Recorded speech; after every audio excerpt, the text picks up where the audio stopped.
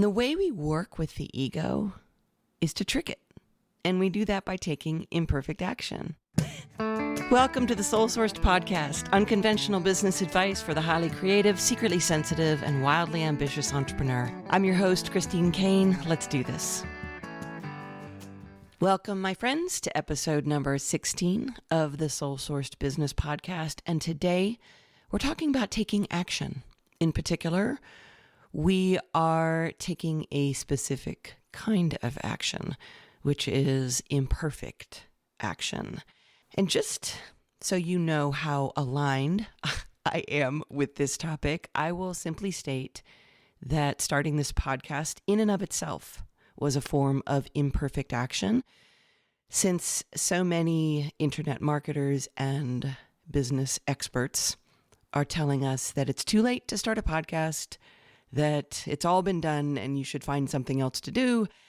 I went ahead and started one. And the other thing that I do, which is pretty unusual, is that I don't go look around at other podcasts. I don't go explore the terrain to see what I should be talking about. I'm really and truly looking to my clients. I look to my week. I listen to the emails I get from you and the comments you've left on the podcast, and I so appreciate them. All of this is pretty imperfect because it can be very tough to tune into your own voice, your own self, and who you are. I think all of us have such a deep mistrust of ourselves that it's hard to rely on who we are and what our voice is. And I just got a great comment this week that I wasn't able to see until now because this one came in from Germany and it's under the podcast on Apple. And what she said just totally lights me up. And she said that there are several points I really appreciate. You take one topic, focus on that, show up the problems, and then jump into several possibilities for how to handle this. I really like your voice. The topics immediately hit important questions I am facing. And then she goes on to say, I like it how you just toss away things that do not work. Like, I don't want to waste your time on why, and your description of the why hole. I like it. I hear it with tiny laughters, and I am glad that other techniques follow that seem to work better. So to sum up, I can recommend this podcast to everyone. And I already sent the link to friends of mine and we talk about it. And I'm looking forward to your next title. And while time goes by, I am already integrating your ideas into my life. So this is one comment and it means so much to me to read these. And that bypasses any and all perfectionism, because perfectionism says it's got to be millions. It's got to be perfect. It's got to be whatever rules you have in your head. And so I'm also going to challenge myself to create this episode imperfectly, in that I've set up an outline. I'm not going to overthink it like I can do with some of these topics. And I'm just going to keep my focus on getting valuable information out there to you in the same way that I would coach a client to do. Not going to worry about every last facet and angle or getting too obsessive about it, which is no small task for me. And so I will offer you this. If you hate this episode, you can simply confirm that you were right and that imperfect action is a sham. And then you can go back to waiting for perfection. And of course, likely never do anything again because nothing will ever be perfect enough. As I tell my clients, waiting for perfection, I call this one of the 8 waits, which I'll teach to you eventually. Waiting for perfection is the most convenient way to never have to be uncomfortable, to never have to do anything. So let's talk about waiting really quick. The topic of imperfect action implies that there is some form of procrastination going on. Procrastination is a form of waiting. Some sort of putting off the thing you either want to do, or know you should do, or keep saying you'll do. So let's talk about procrastination. For one thing, procrastination isn't always a terrible thing. As many of you know, I use the Kolbe A index in my coaching with clients. And if you're what's known as a quick start on the Kolbes, you are wired up for deadlines. You're wired up to procrastinate. You're a last minute deadline driven person. And while you may have been shamed all of your life for this, it's actually part of your superpower. And you may have to get used to the fact that deadlines and dates are your friend. And we'll talk about that later. With that said, there are other reasons we procrastinate, and most of them have some kind of fear or judgment or need to be perfect attached to them. And many of you know that the coaching circle that I lead here at UpLevel is called M Club. And M is a very intentional letter in that it stands for all the things that are important to entrepreneurs, like marketing and money and mindset. And one of those M's is the word mastery. Imperfect action may sound at first like it's directly counter to the idea of mastery, but it's not, at least not in the way I define it. Mastery is not a place that you arrive at. It's a process that you're in all the time, if that's your intention. And you have to make that process one of imperfect, at least to you, imperfect steps and mistakes and mini failures and sometimes big failures. And this is why so many of my clients have ultimately hit levels of success they never dreamed possible, because they finally got out of their way and created marketing materials, and they learned how to sell, and they created content, and they launched programs, and they make events happen. They build new pricing structures. They're always encouraged to start imperfectly, which to me is what mastery is all about. One of the quotes that gets bandied about the internet fairly regularly is Jim Collins's famous, "Good is the enemy of great," which, while I'm sure he meant it for the corporations and companies that he was working with, when taken out of context, is enough to make anyone stay in bed, like all day long, forever. I despise that quote. In music, people used to say things like, "You're only as good as your last performance." And when you think about, oh, yeah, great. So I was traveling through North Dakota in a snowstorm. I had a sore throat and I had all of 3 people show up, and you're going to tell me this is as good as I am now, and that's going to help me. How? So I am here to tell you that this shit needs to go. The real question is, what makes you happy? What do you want to do? Can you enjoy it? Can you be delighted in it? The pressure, that kind of pressure, is actually probably the reason I quit ballet and almost didn't play music for a living, because I grew up in a highly intellectual, academic, classical music focused household. And if it wasn't Schubert or Pavarotti, I said that imperfectly. Sorry, Dad. It wasn't art. So it was that kind of a thing. And that's the trap that ultimately I escaped. And I did that by using the very things that I'm going to talk with you about today. And I will tell you that that has been the biggest victory of all. I could win Grammys, I could win Emmys, or whatever other award you could throw my way. And my biggest victories of all are about breaking free of the insidious need to prove that I am perfect, or prove that I am worthy, or whatever else we all struggle with. And besides, any kind of elite performance that we're talking about has to begin with imperfect action. Imperfect beginnings, the great thing about them is they can be tweaked into higher levels of mastery. But no one begins, at least with any kind of mental or emotional health, by expecting perfection. So let's talk about you. I want you to first consider, what is something that you have been putting off? And take time to really think about this. Some kind of action, it can be big or small. Some kind of project, it can be big or small. Something that you've been putting off. And then consider, what kind of thing is it? So I have found that there are 2 kinds of things that perfectionism destroys and keeps us putting them off. The first is habits and or healthy ways of being and living. And the other is actual projects, some kind of event, some kind of action, something that has a definable outcome, like writing your book or creating your first online training, or some idea that you've had that you keep, for whatever reason, putting off. So when you think of the thing you've been putting off, which of those two categories does it fall under? Is it habit-based, or is it getting that thing done and doing the imperfect action to get it done? And before we look at some strategies that might help you, let's talk about the symptoms that point to the need for taking imperfect action. The first one is what I call the more facts, please syndrome. And this is when you tell yourself you need to get just a little more information before you're going to try something, or even another certification before you'll try something. And you keep telling yourself that, and then you keep getting more information.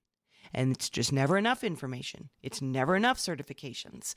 You just keep placing that little more facts, please bar just a little bit higher above your head.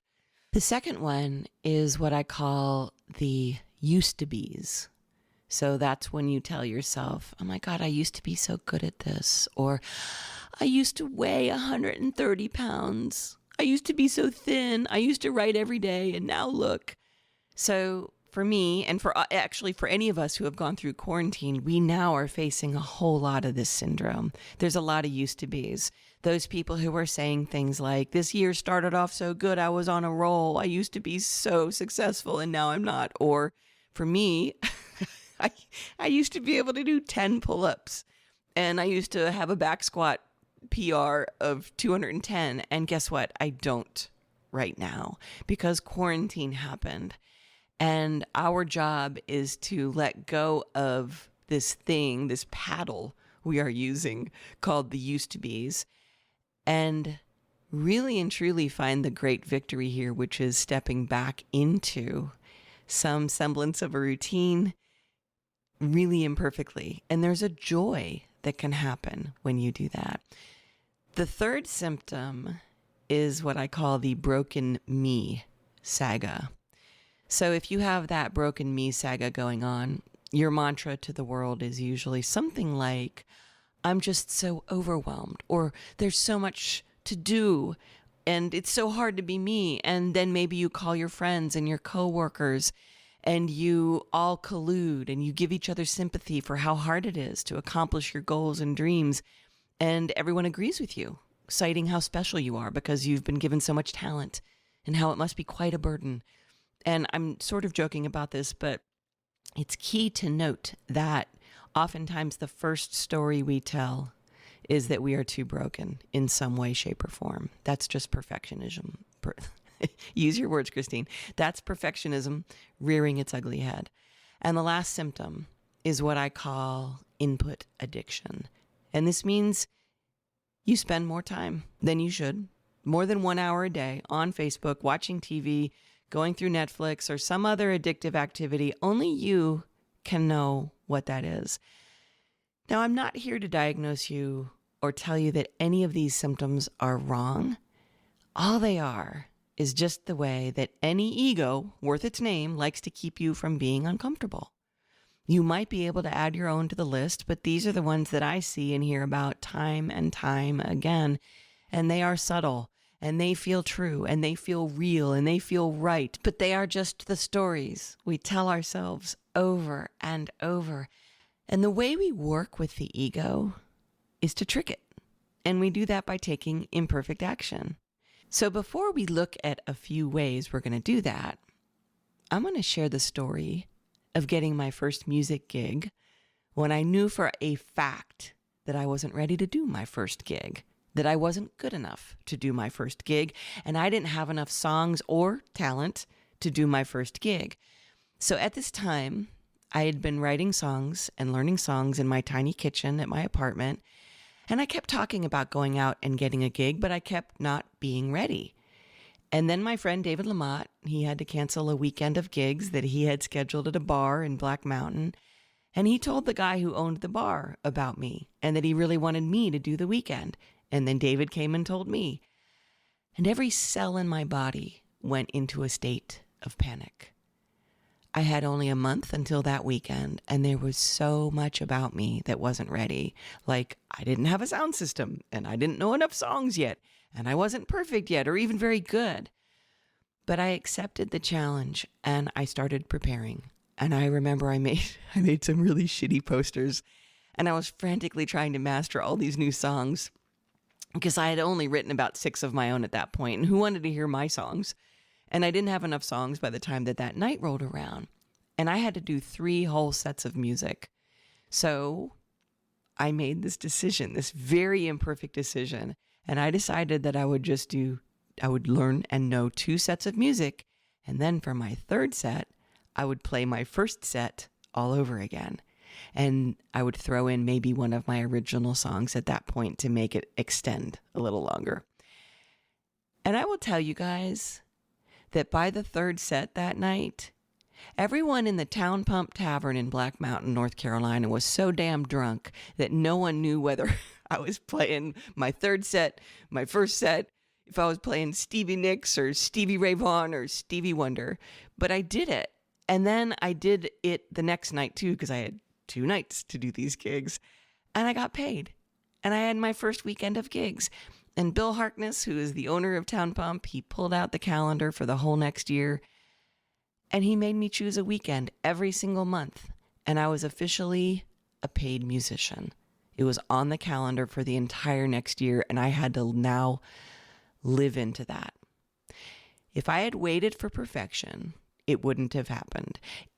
And if Bill had heard Jim Collins's quote, it wouldn't have happened. But it was a humble beginning, and it taught me how to stop beating the living shit out of myself with standards that were so high I couldn't even move. I always teach my clients that we set intentions, not because of all the goodies we'll get with the outcome, but that we set intentions because of who we become as we evolve into that outcome. And this also applies to having a business at all. You always hear business strategists and coaches saying that they're well-meaning things, but they always say things like, well, if you want to have your own business, you have to be a good manager and you have to be great with data and numbers and and they list all these things as if we all had that when we started, and we don't.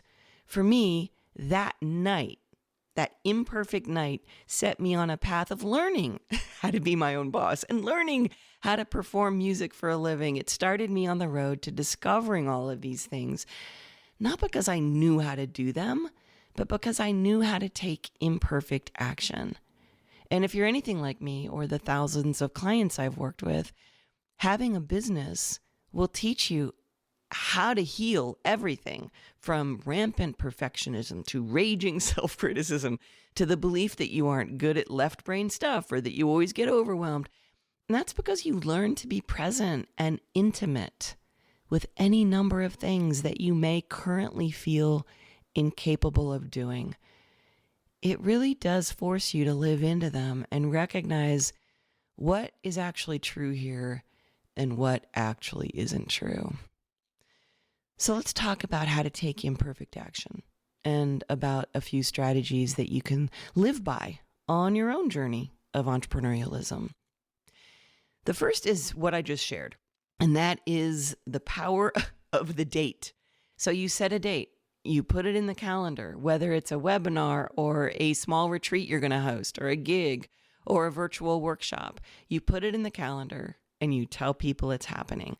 That is the number one way quick starts and entrepreneurs and procrastinators end up doing the things that they are terrified to do. The second one, similar to that one, but it's the deadline. Same basic premise. So it is said that the very best invention of all time is the deadline, because without it, there would be no other inventions. And it's so very true. So any kind of deadline you can set for yourself. And that brings me to the third one, and that's another variation of this same theme, and that is accountability. So one of the many reasons that coaching and masterminds work so well is because accountability is created. At M Club, we have trainings for how to be accountability buddies, because that process works so well. And when you have someone to check in with week after week, and you make sure you don't tell stories, you don't collude, you don't agree how imperfect you each are, you simply keep each other on track and you call each other out if you get off track.